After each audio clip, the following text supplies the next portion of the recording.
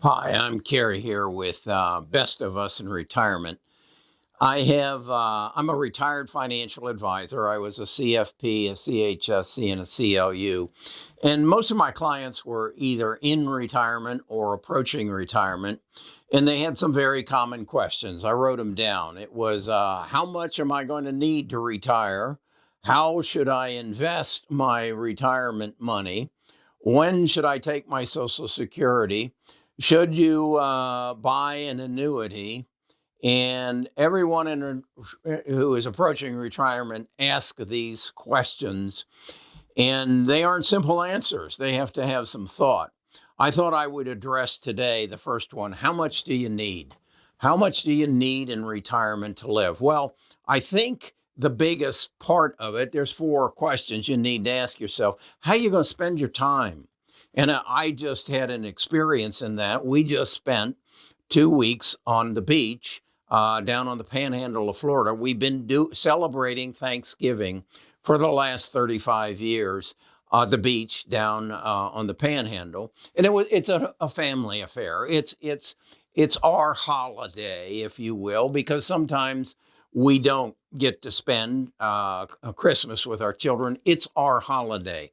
And so we did it this past 2 weeks. We spent more money in that past 2 weeks than we did in probably the preceding 8 weeks. Why? Well, number one, we had to rent a place to stay.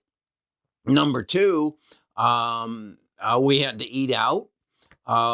We had to drive there, had to get there, so we spent more there. And very importantly, our grandchildren were there. And our grandchildren always look very forward around Thanksgiving to go shopping with Nanny. Nanny's Nita, my wife.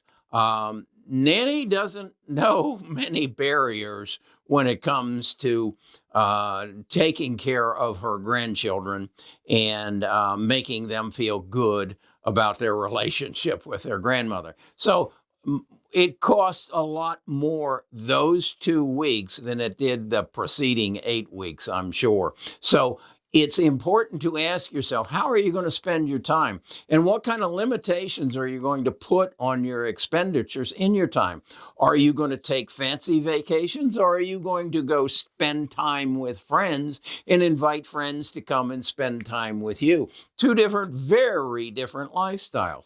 But you need to make a decision if you're going to decide before you retire, how much am I going to need? I think the first place to start is what does it cost you to live now?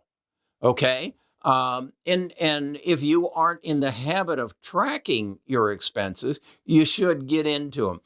Basically, sit down with your checkbook at the end of every month and your credit cards and see where the money came in and then where it went out. And how much of it is going to be duplicated in retirement? Will the cars be paid off? Will the mortgage be paid off?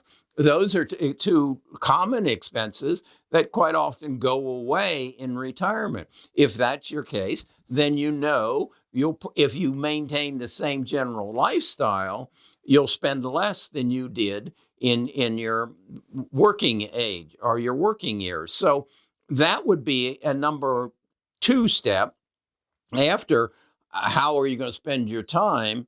What is your current cost and project it? What is your future cost? Then again, number three, as a part of how much do I need? Number three is where is the money going to come from? There's a general rule that says that it's called the 4% rule. And that is that you take what you estimate that your needs are going to be on an annual basis, and you divide it by 4%. And that will give you a number of what you need. And as an example, let's say you decide you need $4,000 a month to live your retirement. That's $48,000 a year.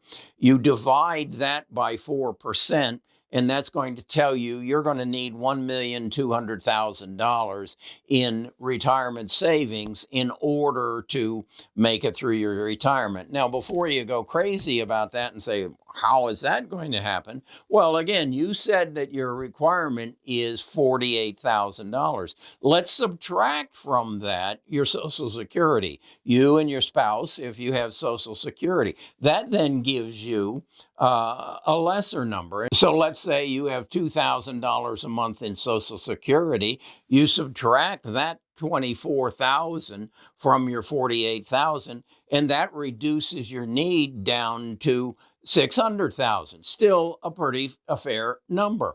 Okay, do you have any pensions? Do you have any annuities? Again, you look at any income that is coming in from whatever sources, and you subtract that from your anticipated expenses, and you come up with what you need in your savings. And this is a simple thing that you should do so you don't go into this chasm called retirement with no clue of what the consequences are going to be and what your situation is going to be. And if you'll do that, you'll gain some comfort. Then the next element of how much will you need is to grow your nest egg.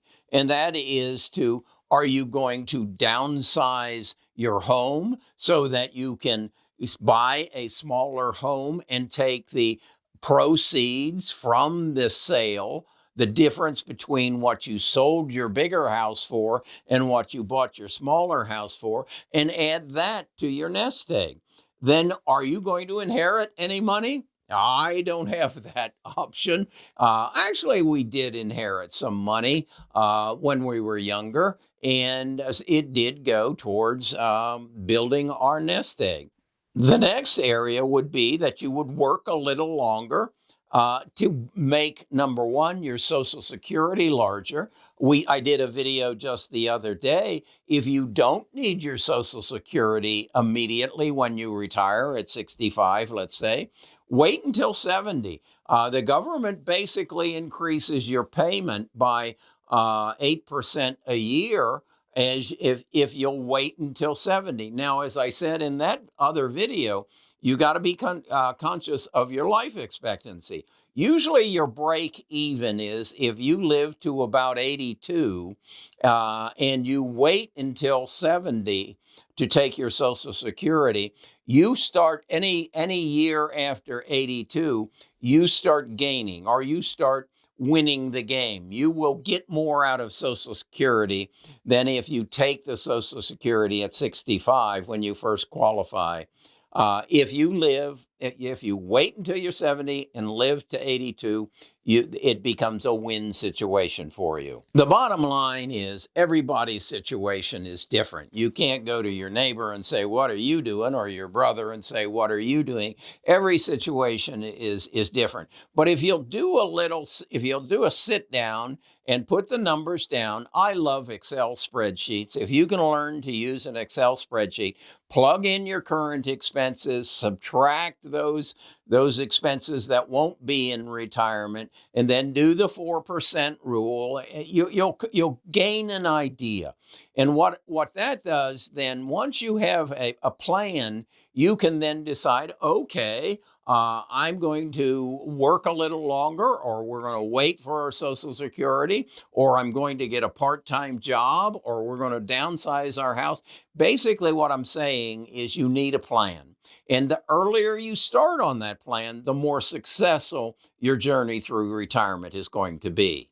Then the next question that always comes up is, how am I going to invest my money in retirement? There's some rules that may or may not apply. A lot of people say subtract your age from the year one or the age 100. So if you're 65, you subtract your age from 100, that's 35. That would say that 35% of your investments should go into stocks, long-term investments, and the balance should go into savings or bonds or something that is more secure and safe. That would be the 100 rule. Then the next rule of thumb is what is called the bucket system. You have a long-term, a medium-term, and a short-term bucket. And those buckets change in size depending on your age. Your long-term would go into stocks. Your short medium term would go into bonds, and your short term would go into savings, CDs or something of that nature that is secure, that you know you're going to be okay. What I'd like to leave you with, though, is what I have learned as a financial advisor and as an active investor. I want you to look at this chart. This is a chart that I put together for my investment channel that basically shows the growth market since my birth. And as you can see, the jagged line, the red and green line, that's the NASDAQ market. And as you can see, the overall trend is upward. So you do see that there are some dips. There was the major dips were the dot-com bubble, then the subprime crisis, and then more recently, the COVID crisis. But generally, the overall trend is up. So the way I invest is basically saying, I know the stock markets, the value of well-managed companies are going to go up. Now, what is a well-managed company? And a company that is going to participate in any growth that happens in the future. I call them the big six. And in my version, the big six is Apple, Amazon, Google, Microsoft, Facebook, and NVIDIA. NVIDIA is a new one at it, but they are controlling artificial intelligence and semiconductors. My belief is that whatever happens in the stock market on a monthly basis, on a weekly basis, on a yearly basis, is irrelevant for those stocks over the next 5 years. They're going to go up because they are leading the charge of technology. And what's happening in our world right now, the rate of change is just accelerating because of our developments within the world of computing.